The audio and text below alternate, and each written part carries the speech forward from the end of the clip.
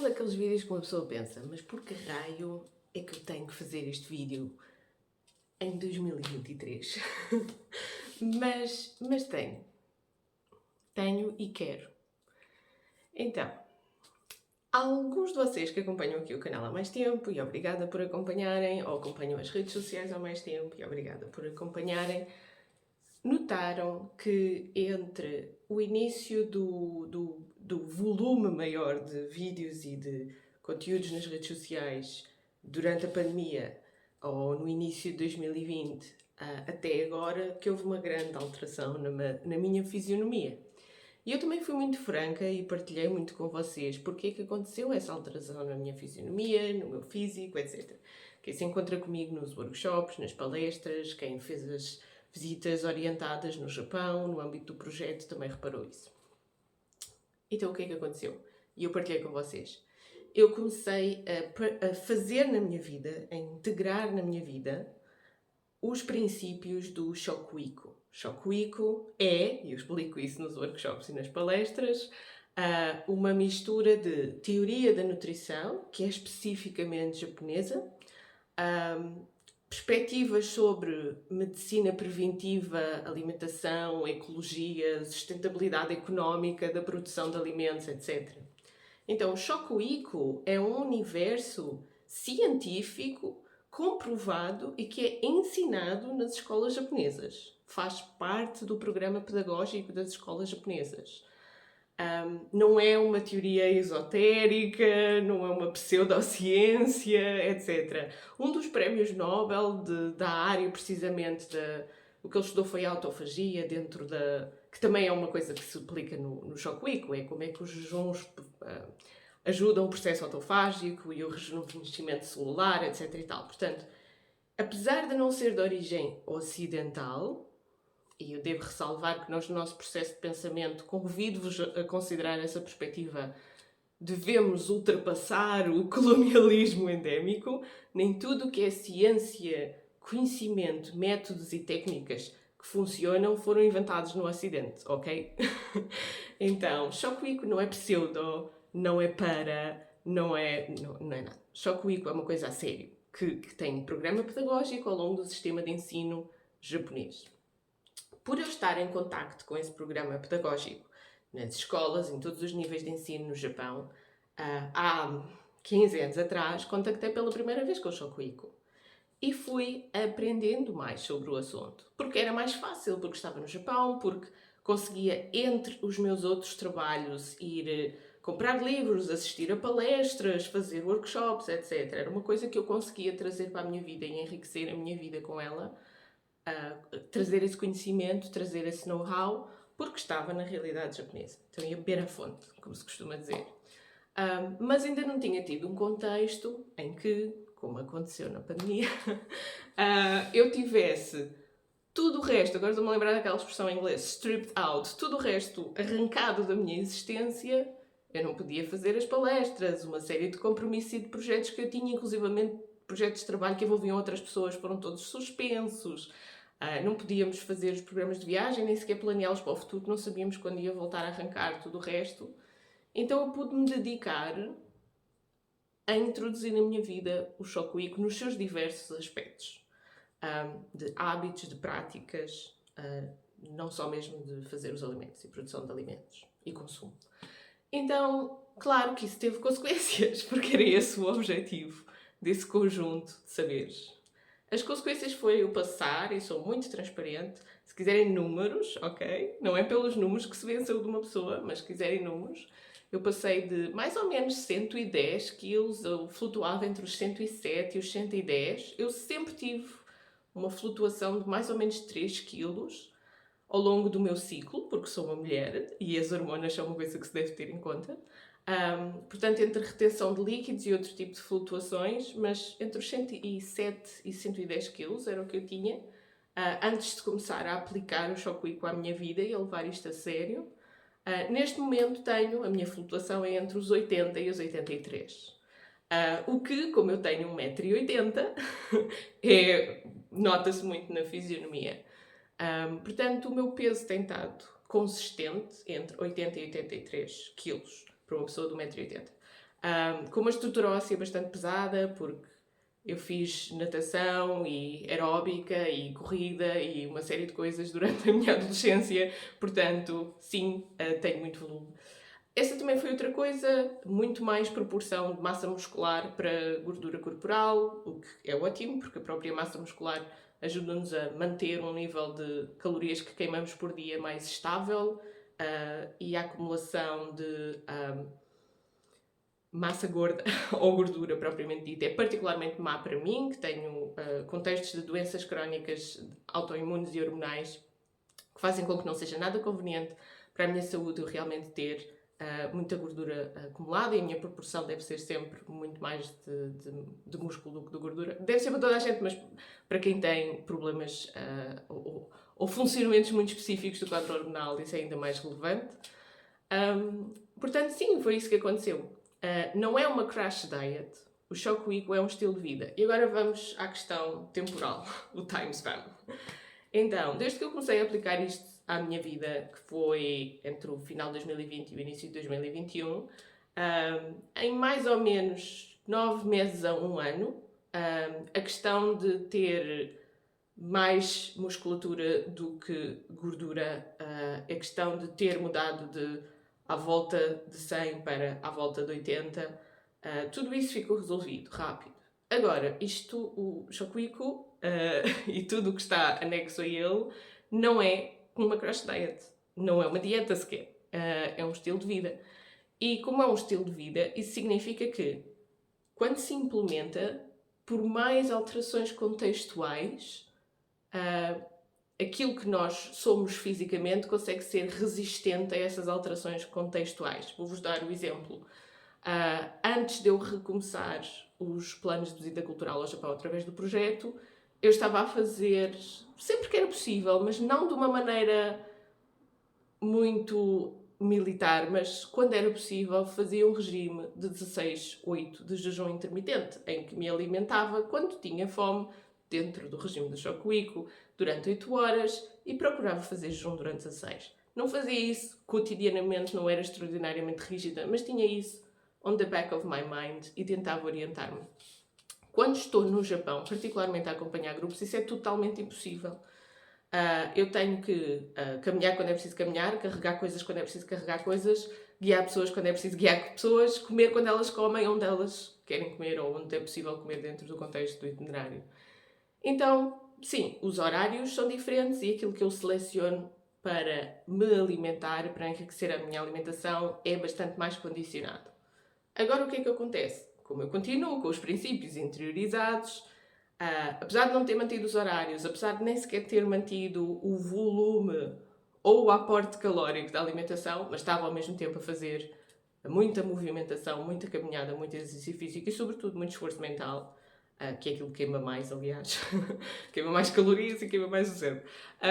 Então, sim, isso foi estável na mesma. Portanto, não foi por eu estar a comer umas horas mais dilatadas, mais calorias e não estar propriamente a contar o que é que estava a meter para dentro ou não estava, porque estava a fazer muito esforço, porque estava muito dinâmica, com muito exercício, a realizar muito trabalho, uma coisa compensou a outra e mantive o peso estável, mantive a massa óssea estável, mantive a massa corporal estável, mantive o índice de gordura estável e aquelas coisas que são mesmo importantes, que são as análises, que devem fazer análise ao sangue regularmente e também análises corporais, portanto, irem medir quanto oxigênio estão a queimar enquanto correm, essas coisas assim. Portanto, as análises que eu continuo a fazer e fiz mesmo muito recentemente ao colesterol e à glicémia continuam, nas palavras do técnico de análises, perfeito. Nunca vi nada assim. Porque eu tinha síndrome metabólico, resistência à insulina, estava numa condição pré-diabética antes de começar isso, tenho diabetes na família toda, e agora estou, nas palavras de quem mediu a glicemia, e tenho dito sempre nestas coisas, perfeito, nunca vi nada assim.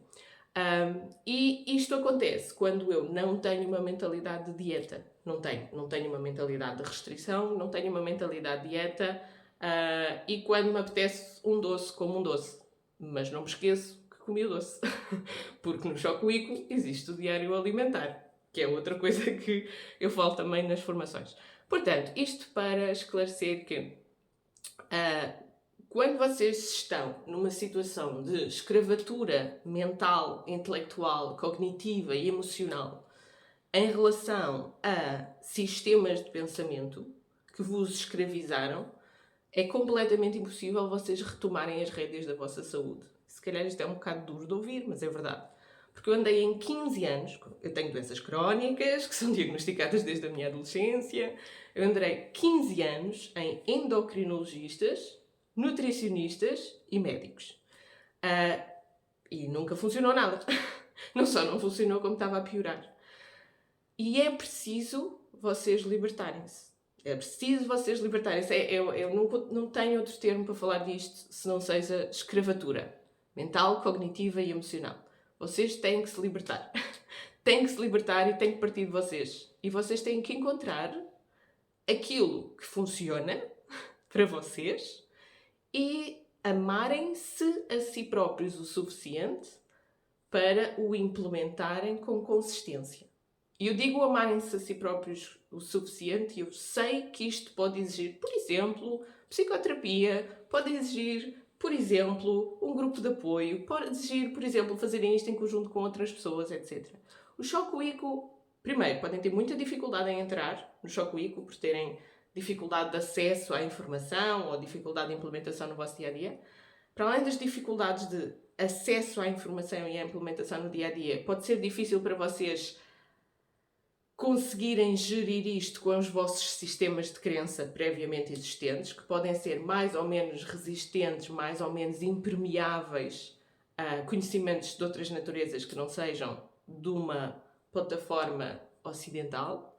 Há muitas coisas que vocês têm que superar. E por isso é que eu digo libertem-se. Há muitas coisas que vocês têm que superar e têm que libertar.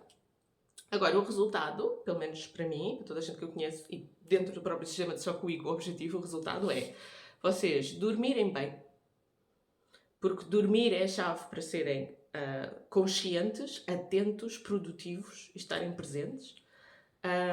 Vocês terem o mínimo ou não terem problemas metabólicos, nomeadamente ao nível também do funcionamento da flora intestinal e do intestino, que nós já sabemos hoje em dia que o intestino é a chave para a imunidade, é uma espécie de segundo cérebro do nosso corpo. E vocês depois podem ler mais sobre isso. Terem um peso que seja regular, portanto, um peso que é resistente às transformações contextuais que possam existir, mudanças de horários, de trabalho, as tais viagens em que os horários ficam diferentes, passarem um tempo. Portanto, o problema das dietas é que elas não são resistentes a mudanças contextuais. Vocês mudam qualquer coisa na dieta e cai tudo. O Choco ICO não. Vocês têm períodos em que o contexto muda, mas vocês mantêm-se estáveis. Não é por isso que o vosso peso aumenta, não é por isso que a vossa massa óssea diminui, etc, etc, etc. Pronto, e é um estado de saúde. Em vez de ser um estado em que o vosso corpo está com a porta aberta à doença, ou está com a porta aberta à fragilidade, ou está com a porta aberta a que outras coisas que vocês têm no vosso código genético se desenvolvam, é um estado resistente ao desenvolvimento da doença. Não é infalível, mas é muito mais resistente do que tudo o resto. Num contexto em que ainda era pandémico, isto era particularmente importante para mim, lá está, porque tenho doenças crónicas do foro autoimune, e se apanhasse um Covid particularmente forte, caput, não tinha hipótese, mesmo com as vacinas. E isso foi também uma grande motivação para mim. Portanto, eu queria cuidar da minha saúde. E devo deixar aqui claro que o peso não é medida de saúde. Eu não estou fat shaming ninguém. Sejam felizes como vocês forem. Isto é só para as pessoas que querem mudar alguma coisa. E querem mudar alguma coisa porque não estão bem. Pode ser porque não estão bem emocionalmente, pode ser porque não estão bem espiritualmente, pode ser porque não se sentem bem fisicamente. Agora, se a razão pela qual vocês não se sentem bem é alguém que está a ser bully ou agressivo para vocês e está a comentar o vosso físico, não sei se posso dizer isso na internet, mas caga para essa pessoa, porque não merece estar na tua vida, não é? Portanto, esse é o número 1. Não há aqui nenhuma perspectiva de fat shaming ou de bullying, e a saúde pode existir em muitos formatos de corpos diferentes. No meu formato de corpo, como ele estava, com todas as suas características, não estava num estado saudável. A tal questão do centro metabólico, da resistência à insulina, do estado pré-diabético. Eu não podia continuar assim e, sobretudo, eu não poderia voltar ao trabalho assim e ter a produtividade que eu queria ter. Então foi muito importante. E a razão pela qual eu estou a fazer este vídeo é a seguinte. Eu recentemente fiz a convite do Pavilhão do Conhecimento Centro de Ciência Viva, que não é uma coisa amadora, ok? A convite deles, fui lá fazer um workshop no momento em que eles comemoraram os 24 anos de existência do Pavilhão do Conhecimento. Fez muito pela ciência em Portugal e sobretudo pela formação científica das crianças e dos jovens. E eu sou uma miúda que viveu a Expo 98 quando era pequena, portanto acompanhei o desenvolvimento disso. E esse workshop correu muitíssimo bem. Nós não tínhamos a capacidade de ter tantas pessoas na sala como nós queríamos ter. A sala só podia ter mais ou menos 25 pessoas e havia pelo menos, disseram eles lá da organização, pelo menos 30 pessoas em fila de espera. Portanto, estamos a falar de pelo menos um universo de 50 pessoas que queriam, naquele dia, àquela hora, conhecer especificamente coisas acerca de Shoko Iko. Então, isso deu-me ainda mais um reforço de uma coisa que eu tenho visto online e a conversar por aí, que é a necessidade do acesso à informação deste tipo de conteúdos. Pode haver pessoas mais qualificadas do que eu para falar destes conteúdos. Ótimo, elas que falem isto. Não estou aqui gatekeeping, eu não tenho a chave da porta do conhecimento. O que eu quero passar aí para fora é, se há tanta gente que precisa ou quer ter esta informação, porque é que nós continuamos agarrados a modelos de informação e de nutrição e de saúde que não funcionam? A população portuguesa, e não é só a população portuguesa, a população ocidental, está em quadros de não saúde, pode não ser necessariamente doença, mas não saúde, que são muito preocupantes.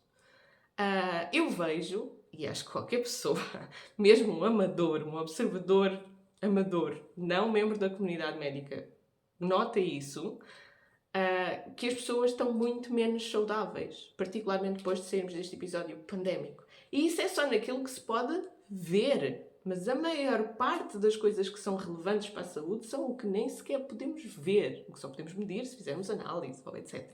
Ou uma observação de um técnico de saúde. Então, como isso é preocupante, e assumindo eu que não sou médica, não sou uma técnica profissional de saúde, e o meu conhecimento é de estudos japoneses, de cultura japonesa e de Shoko Iko, ainda assim, se houver mais pessoas que, por exemplo, estiveram presentes no workshop do Pavilhão do Conhecimento ou não conseguiram estar presentes no workshop do Pavilhão do Conhecimento, porque não era possível termos mais pessoas naquela sala, naquele contexto, se vocês ainda assim quiserem saber mais sobre o assunto, eu vou manter a porta aberta para eventualmente organizar mais workshops, sejam eles virtuais ou físicos, em sítios em que haja condições para tal, porque sinceramente custa-me muito que haja pessoas que podem tomar as rédeas da saúde da sua vida, estar presentes na vida dos seus filhos, dos seus pais, de quem precisa deles, e não podem, porque não têm saúde para isso. A saúde, olhem, a minha perspectiva muito, muito pessoal, Inês Carvalho Matos, a minha perspectiva enquanto pessoa é esta. A saúde serve para nós estarmos aqui, para quem precisa de nós. Não é para tirar fotografias bonito, com vestidinhos nas redes sociais. Não é para exibir fotos de tronco nu ou whatever. Não. A saúde serve para nós estarmos cá, para quem precisa de nós. Quem precisa de nós porque nós temos alguma coisa para lhes dar. Quem precisa de nós porque eles querem nos dar alguma coisa, de conhecimento, de emoção, de interação, de relação. Quem precisa de nós porque são os nossos pais que são frágeis ou as nossas crianças que estão a crescer. É para isso que serve a saúde. Para a comunidade funcionar. Um estado de doença é particularmente pernicioso porque um estado de doença incapacita a interação produtiva, enriquecedora entre os membros da comunidade. Mas ainda assim um estado de doença permite que os membros de uma comunidade, isto é antropologia cultural, background, um estado de doença permite que os seres humanos descubram em que valências é que podem cuidar uns com os outros. Em antropologia fala-se muito que um dos primeiros sinais de civilização humana, de humanidade, de civilização, não é porem pedrinhas em cima umas das outras para fazerem um abrigo, não é construírem uma ponte, não é terem uma ponta de seta para caçar o mamute, não. Um dos primeiros sinais de civilização da humanidade é um fémur partido e sarado, encontrado numa escavação arqueológica. Porque isso significa, quando uma pessoa parte do fémur, isso significa que é incapaz de andar durante meses. Incapaz de caçar, de andar, de se mover. E dentro daquelas estruturas das primeiras comunidades humanas, significa que teve que haver várias pessoas, não só uma, mas várias pessoas, que cuidaram daquela que tinha o fémur partido até ele sarar. Aquela pessoa não morreu, porque se aquela pessoa tivesse morrido, o fémur não tinha sarado, ok? O esqueleto não apresentava o fémur sarado, curado, reconstituído. Então, o primeiro sinal de civilização e de humanidade é a nossa capacidade de cuidarmos dos doentes, de cuidarmos da nossa própria saúde e da saúde uns dos outros e de crescermos e cuidarmos uns dos outros como comunidade. Pensem nisso, porque a saúde não é só uma coisa que se faz no centro de saúde, no hospital ou quando tomam um remédio. A saúde são as escolhas que vocês fazem no dia a dia e não é sobre só vocês mesmos. Amem-se a vocês mesmos o suficiente para cuidarem da vossa saúde, mas pensem sobretudo que a vossa saúde pode fazer-vos cuidar dos outros. Pronto. E aqui fica o meu vídeo sobre estas coisas do Shokugeki e da porta aberta para fazer mais workshops e mais formações sobre o assunto. E, portanto, fico à espera dos vossos comentários e das vossas partilhas. E agora vou dar comida aos meus gatos, que eles fugiram por aí, mas daqui a bocado vão voltar a saltar-me para cima a pedir comida.